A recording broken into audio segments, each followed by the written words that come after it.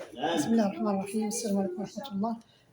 نحن متواجد الحين في سينما صحراء، وهذه المناظرة الجهوية الحمد لله الإعلام تحت شعار المنتدى الوطني لشباب الصحراء، الذي أهلنا لهذه المناظرة الجهوية لجهة سوس ماسة، وهذه الجهة التي كثفت كل جهودها يعني كان الحضور من جميع لدراسة مشاكل الجهة في داخل مؤسستها وخارج مؤسستها، مشكورين على ذلك.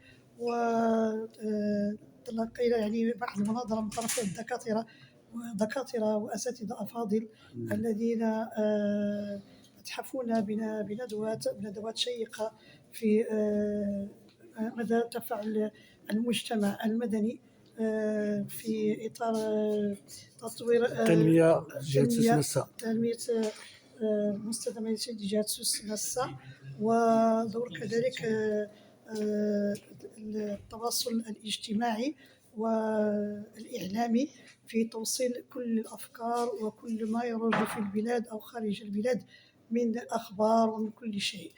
ونتقدم مشكورين كذلك لهذا المنتدى الصحراوي الذي كلما كثف جهده في لقاءات كثيرة سبق أنني كنت فيها في ملتقى في قصر بلدية أكادير في ذاكرة البسيرة الخضراء التي كنا فيها معا تحت إشراف الدكتور شباء العينين في المناظرة لبسيرة الخضراء التي أبدعها المرحوم جلالة الحسن الثاني رحمه الله.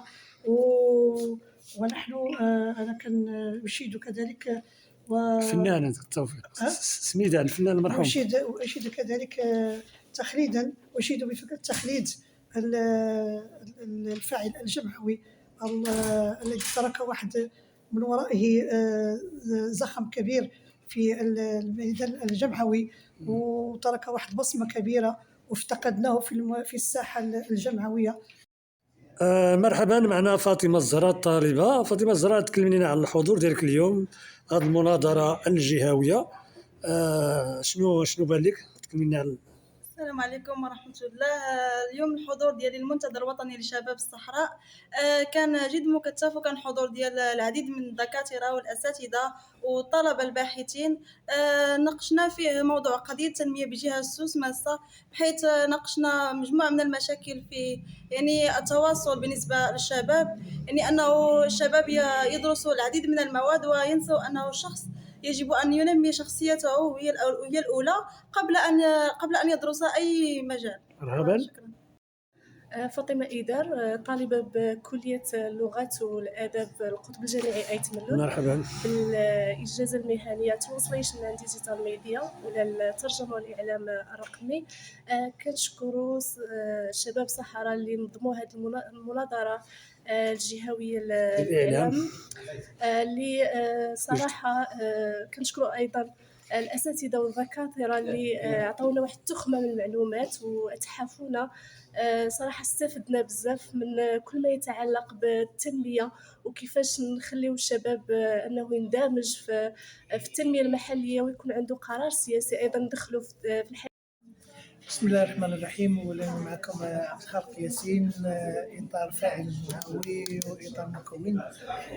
بالنسبة لنا اليوم كنحضروا واحد المناظرة اللي هي مهمة جدا وكتعني التنمية في جهة سوس ماسة، واللي كان فيها واحد المجموعة ديال المتدخلين ناقشوا كل ما يتعلق بحثية التنمية، سواء من ناحية التنمية المستدامة، من ناحية النموذج التنموي الجديد، من ناحية الإعلام والدور ديالو اللي كيلعب في التنمية المحلية. وهذا الشيء كله كانوا مداخلة ديال أساتذة ودكاترة أجلة ومختصين في المجال، اللي بصراحة يمكن لنا إلا نشدوا على أيدي المنتدى الوطني للشباب الصحراء على هذه البادرة، اللي أساسا كلنا في حاجة ماسة لفتح واحد النقاش موسع في مجال التنمية وفي مجال النموذج التنموي من أجل النهوض بالتنمية وبالثقافة في جهة سوس اللي ولات كتعرف واحد، وخصوصا مدينة أكادير تعرف واحد الدينامية جديدة، وجهة أيضا سوس ماسة اللي كتعرف واحد الدينامية كبيرة اللي كتحتاج بشكل كبير المسؤولين انهم يديروا واحد المبادره ديال التشاركيه، يعني يشاركوا معاهم الفعاليات ديال المجتمع المدني ويشاركوا الساكنه من اجل واحد التشخيص نموذجي ومن اجل ايضا تنميه فعاله. فمره اخرى شكرا